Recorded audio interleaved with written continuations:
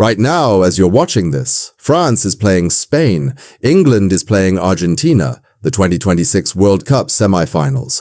Four of the most expensive national football programs on the planet, all chasing the same prize. And everyone's asking the same question: who's going to win? Here's the question no one's asking: how much does the winner actually keep? Because FIFA is about to wire $50 million to whichever federation lifts that trophy. But by the time the base camp is paid off, the charters are settled, the player bonuses are distributed, and the clubs get their cut. That $50 million looks very different. You're going to see the actual ledger today, line by line. Not the press conference number, the real one. The prize structure. How the table works. The FIFA World Cup prize money isn't a single number. It's a table, and where you finish determines what you take home. Here's how the 2022 tournament in Qatar paid out from the official FIFA distribution records. You show up. You play 3 group stage matches. You lose all 3 and get eliminated. FIFA writes your federation a check for $9 million. Just for showing up. Round of 16, $13 million. Quarterfinals, $17 million. Fourth place, $25 million. Third place, $27 million. Runner-up, $30 million. Champion, $42 million. Now here's where the 2026 numbers get interesting, because the structure changed. For this tournament, FIFA introduced a guaranteed base payment for every team, separate from performance.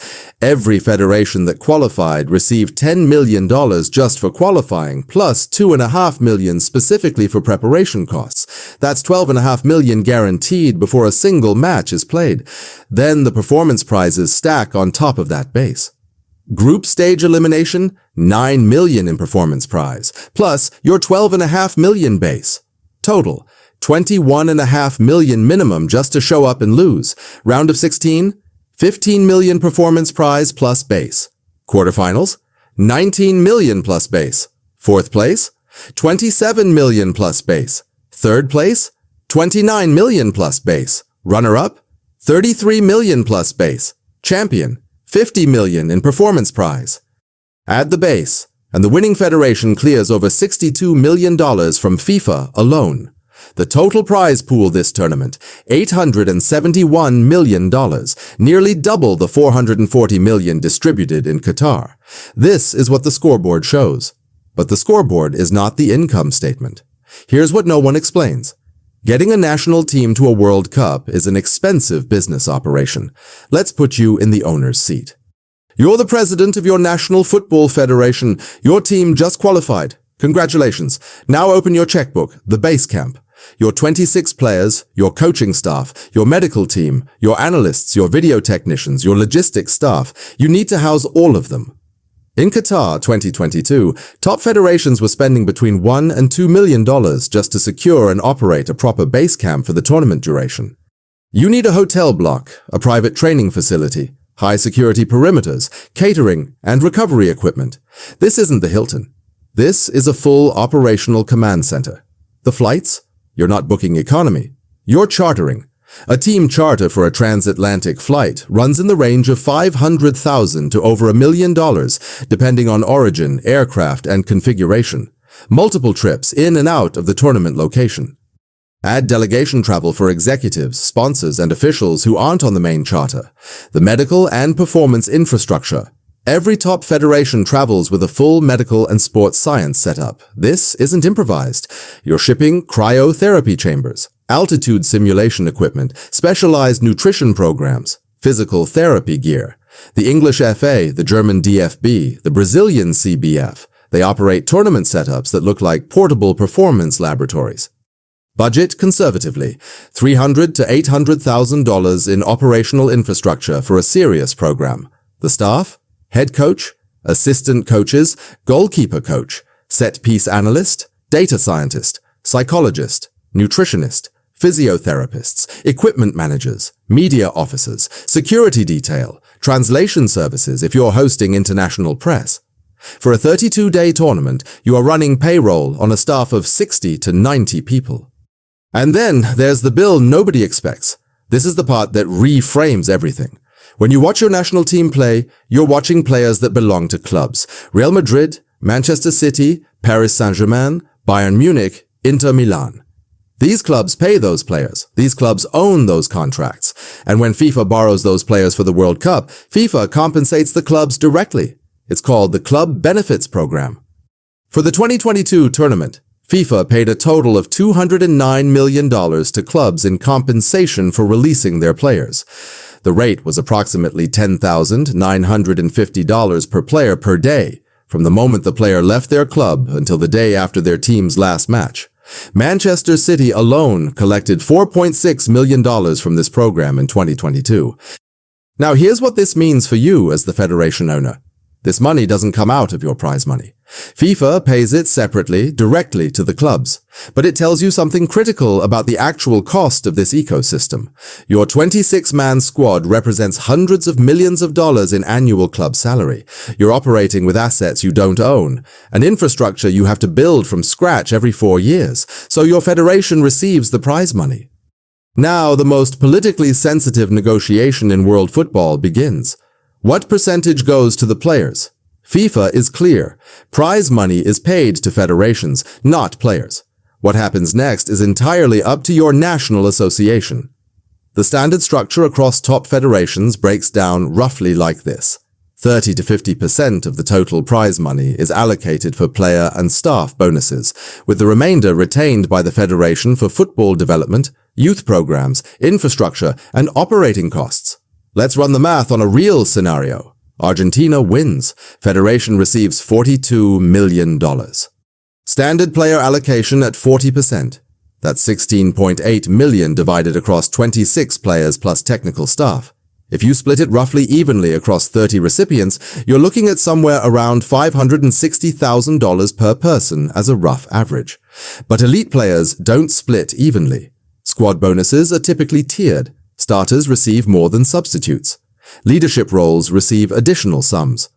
Captains and key contributors are often on separate negotiated bonus clauses.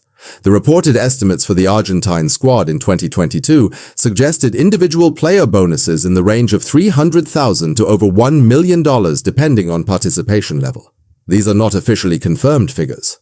This is based on estimated percentage structures reported by journalists covering the AFA negotiations. Here's the business reality.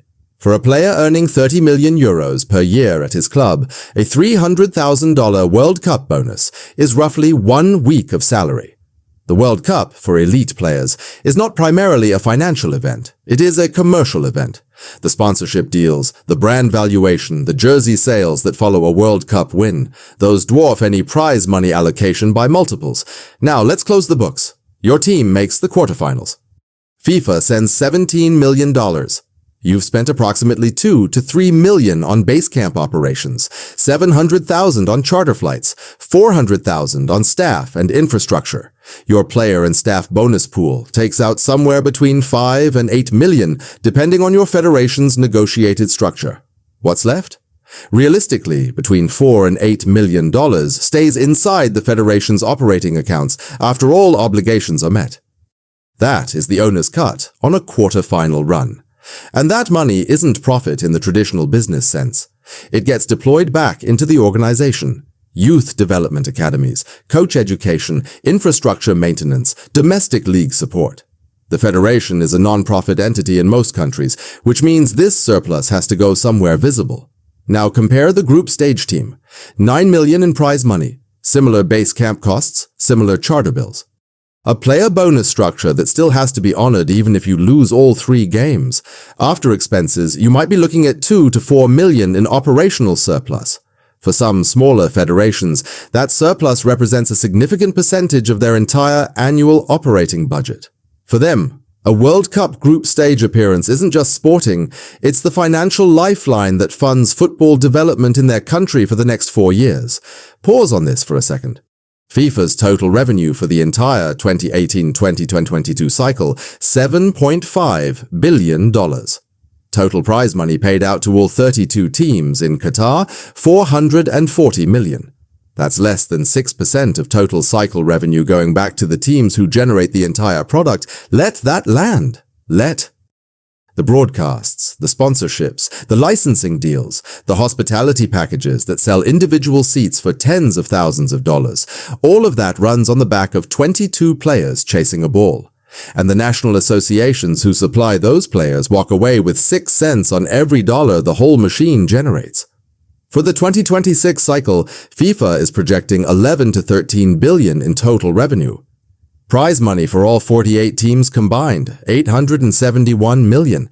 The percentage barely moves. Your national team is the product. FIFA is the platform. And the platform, as always, captures the value. If you own any business that runs on a platform, a restaurant on delivery apps, a store on a marketplace, a creator on a streaming service, you already know exactly what this feels like. Here's what the prize money table doesn't capture. For the federation, kit deals. Nike pays Brazil. Adidas pays Germany. These are multi-year contracts worth $50 to $90 million for top nations, built around performance royalties. Win the World Cup and your jersey becomes a global product. Sales volume spikes. The royalty clause activates. The federation collects on every shirt sold worldwide for the next 4 years.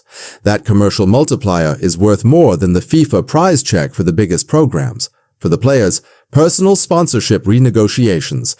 A starting striker who goes deep in a World Cup, breaks records, scores in the semi-final, becomes the face of the tournament. That player walks out of the summer with leverage. Their agent calls Adidas, calls Nike, calls every watch brand and airline that wants a face for the next 2 years. The commercial deals that get renegotiated after a major tournament run into the tens of millions. None of that shows up in FIFA's distribution table. And for the clubs waiting back home, a player whose market value jumps post-tournament becomes a more valuable asset on the balance sheet. Clubs that loan players to national federations for 32 days often get back a more sellable commodity. The World Cup is, for elite clubs, a free marketing event for their most expensive players. The prize money is the invoice FIFA sends. The commercial aftermath is where the real income is written.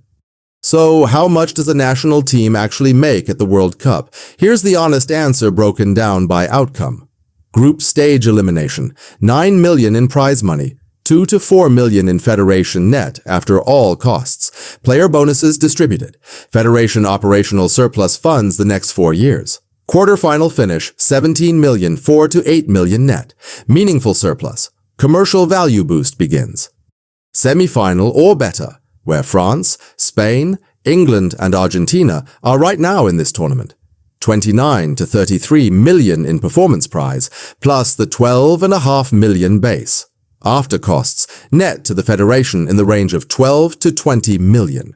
Commercial value of the run, incalculable in the short term, transformative over 4 years.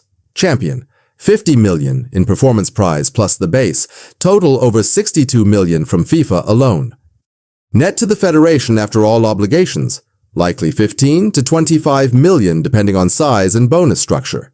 But the wire transfer is just the beginning. The 4 years of commercial leverage that follow a World Cup title are worth multiples of that number. Kit royalties, broadcast rights renewals, sponsorship premiums. The check from FIFA is the press release. What happens after is the business. The number FIFA announces, that's the revenue line. The number that actually matters? That's the one after the base camp, the charters, the bonuses, the staff, the club compensation, and the federation obligations are all settled. And that number, the owner's number, is always smaller than the press release suggests. That's true at the World Cup. That's true in every business you'll look at on this channel.